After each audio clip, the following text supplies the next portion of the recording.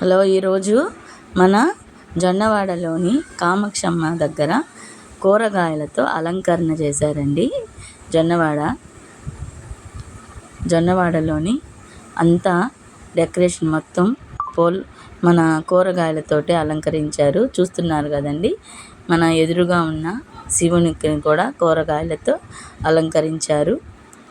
చాలా చక్కగా లోపలంతా కూడా బీరకాయలు, సొరకాయలు, ఆకుకూరలతోటే డెకరేషన్ అనేది బాగా చేసిండ్రు.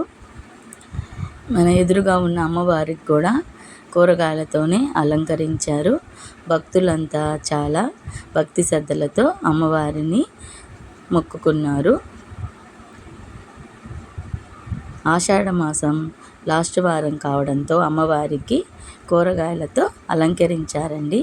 చూడడానికి ఎంతో కన్నుల పండుగగా అనిపించింది. చూడండి ఎంత బాగా అలంకరిస్తున్నారు.